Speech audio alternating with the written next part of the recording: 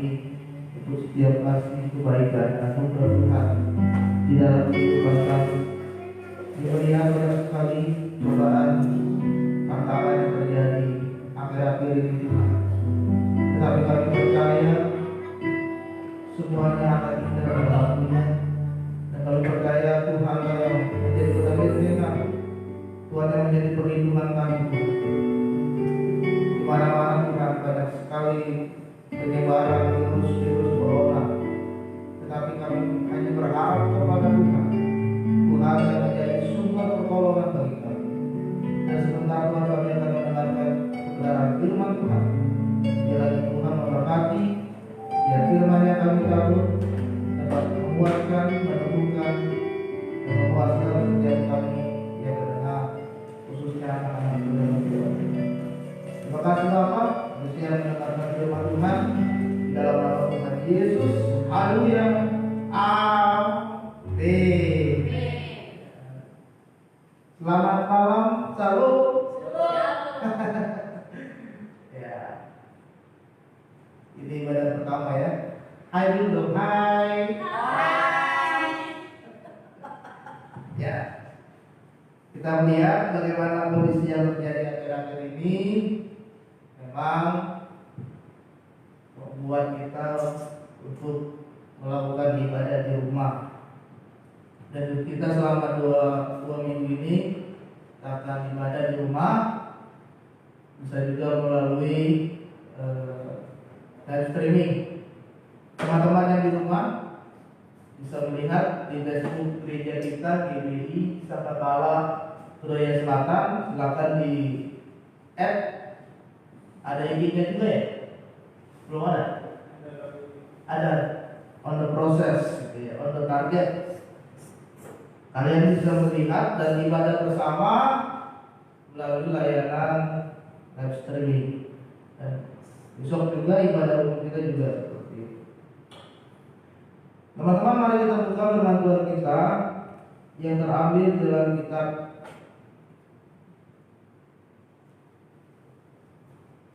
Yakobus pasalnya yang kelima ayat sumber air ini. Bayangkan di Israel tidak turun hujan sama sekali. Tidak, sudah sungguh-sungguh lagi berdoa. Bukan berarti kita bisa beribadah. Kita bisa beribadah, tetapi kita lakukan itu tidak di gereja, sementara kita lakukan itu di rumah. Kita ibadah di rumah masing-masing. Buat persekutuan doa dengan keluarga kita, dengan saudara-saudara kita yang ada di rumah kita. Kita ibadah bersama-sama kita. Itu kan malah semakin menambah hubungan kita semakin dekat. Yang tadinya kakak adik suka berantem, tiba-tiba harus ibadah bersama jadi lebih dekat, gitu kan? Yang tadinya anak sama orang tua ada jaraknya, ada pemisahnya, tetapi ketika ada ibadah di rumah jadi semakin lebih akrab, semakin lebih dekat. Yang tadinya nggak pernah ibadah bareng bersama keluarga, dengan adanya momen ini semakin membuat muncul kembali ibadah keluarga di rumah. Ada hal positif. Jadi teman-teman, bukan berarti kita tidak beribadah di gereja itu mengurangi iman kita, tidak. Iman kita tetap kuat tertuju kepada Yesus Kristus sebagai Tuhan dan Juru Selamat kita. Amin.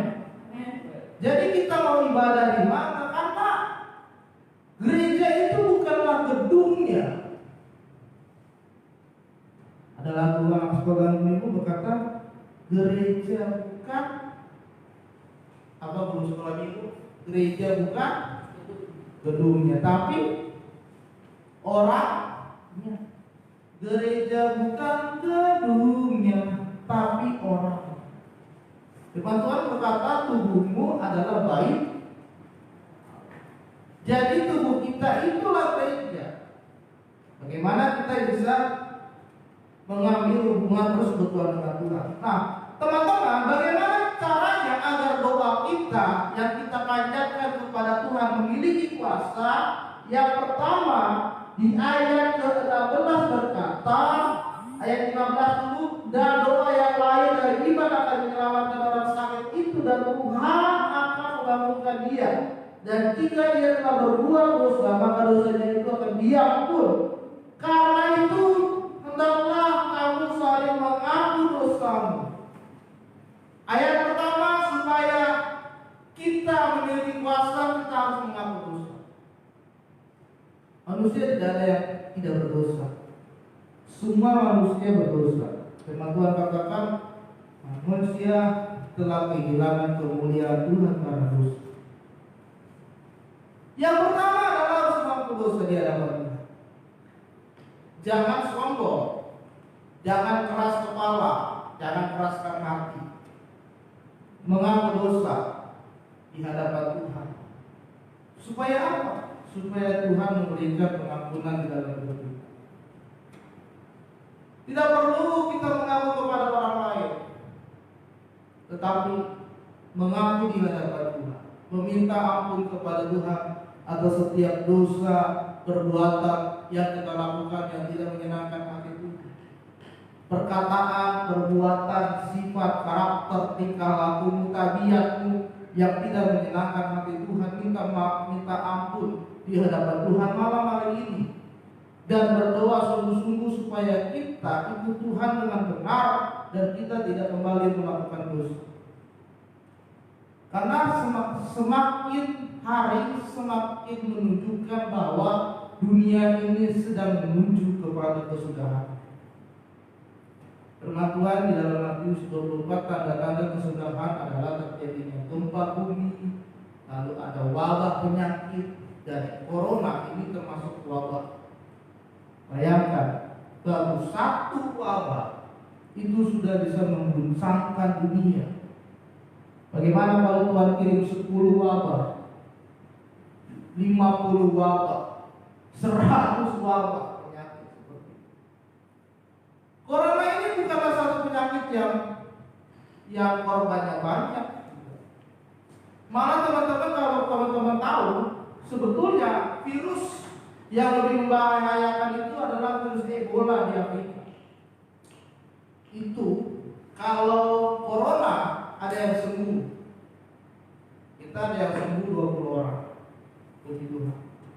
Tetapi kalau di Afrika, virus Ebola itu 90% orang yang terkena virus Ebola itu akan mati. Dan korban yang meninggal 10 tahun yang lalu atau 5 tahun yang lalu itu ada 400.000 orang di Afrika. Sebetulnya itu virus yang paling ganas sebetulnya. Corona ini tidak terlalu mematikan, sangat mematikan. Jadi corona ini butuh waktu 2-3 hari supaya mereka bisa berkembang biak, lalu dia akan menyerang bagian tubuh yang lain. Jadi makanya dikatakan kita harus punya imun yang kuat. Jangan mudah sakit, jaga kesehatan, cuci tangan dan begitu. Jadi yang terserang corona ini rata-rata mereka yang imunnya lemah, lalu yang punya penyakit bawaan, jantung, apalagi kolesterol, hipertensi, darah tinggi kan, lalu paru-paru, TBC, nah itu yang diserang. Lalu yang sudah usia-usia tua. Nah, ini yang harus kita waspada. Bukannya kita tidak beriman, tetapi kita harus jaga-jaga dan kita harus waspada. Jadi teman-teman, yang pertama tadi, supaya doa kita memiliki kuasa, yang pertama kita harus berdoa untuk mengaku dosa di hadapan Tuhan. Tidak perlu malu, tidak perlu sungkan, tidak perlu enggan, tidak perlu keras gitu kan. Ya sudah, berdoa saja, Tuhan ampuni saya, supaya belas kasihan Tuhan turun atas kita, belas kasihan Tuhan turun atas bangsa ini. Kita berdoa buat bangsa ini, Tuhan ampuni bangsa kami jika bangsa kami jauh dari Tuhan. Mungkin ini satu pelajaran buat kita, saudara. Tuhan berikan virus corona ke Indonesia, supaya kita semakin mendekatkan hati kita kepada Tuhan. Setiap hari semakin meningkat. Sekolah sudah diliburkan, lalu rencana Senin depan kantor juga tidak boleh lagi bekerja, lalu akan dilakukan penyemprotan disinfektan di mana-mana, kan gitu kan? Sekolah sudah dijadwal harus disemprot, ya kan? Bahkan sudah dilakukan rapid test kepada 2.000 orang hari ini. Jadi yang merasa punya gejala seperti demamnya tinggi 38 derajat, batuk, pilek, flu, langsung datang ke rumah sakit rapid test di sana. Kalau kena langsung diisolasi. Nah itu. Kalau semakin parah, kemungkinan kita akan lockdown. Kita tidak bisa keluar rumah. Kalau kita hanya berada di rumah, kita mengisolasi, mengkarantinakan diri kita di rumah, dan kita harus ada tes nanti untuk diri kita. Jadi teman-teman, kita harus mengaku dosa. Bukan berarti saya tidak punya dosa. Kita semua punya dosa. Saya juga melakukan hal yang tidak berkenan, tidak berdosa. Tetapi kita harus mengaku dosa. Lalu yang kedua adalah supaya kita memiliki doa yang berkuasa, kita harus menjadi orang benar. Firman Tuhan jelas mengatakan doa orang yang benar sangat besar kuasanya. Doa orang benar itu sangat besar kuasanya. Orang benar adalah orang yang sungguh-sungguh ikut Tuhan. Orang benar adalah orang yang memberikan hatinya itu tertuju kepada Tuhan. Orang benar adalah orang yang hidup dekat dengan Tuhan, hidup saleh, hidup kudus, tidak cacat dan tidak bercela di hadapan Tuhan. Kita harus belajar supaya terus menjadi orang yang benar di hadapan Tuhan. Hari ini kita berdoa kepada Tuhan dengan sungguh-sungguh setiap permohonan kita supaya didengar oleh Tuhan. Yang jadi pokok doa kita adalah agar virus corona cepat hilang dari negara kita dan Jakarta. Lalu kita berdoa supaya mereka yang sakit terkena virus corona dapat sembuh dengan pertolongan dari Tuhan. Kita berdoa supaya tidak ada lagi korban yang bertambah, baik itu korban yang terkena positif corona, lalu korban yang meninggal. Kita berdoa agar kita selalu mendapatkan lindungan dari Tuhan, supaya kita dan keluarga kita tidak terkena corona. Kita berdoa juga buat kesatuan hati teman-teman kita, meskipun tidak ada ibadah di gereja, tetapi kita mengadakan ibadah youth masing-masing di rumah. Kita berdoa supaya kemuliaan Tuhan dan lawatan Tuhan terjadi di negara kita. Sebabnya teman-teman, malam hari ini kita berdoa sungguh-sungguh kepada Tuhan, karena doa orang yang benar sangat besar kuasanya jika dia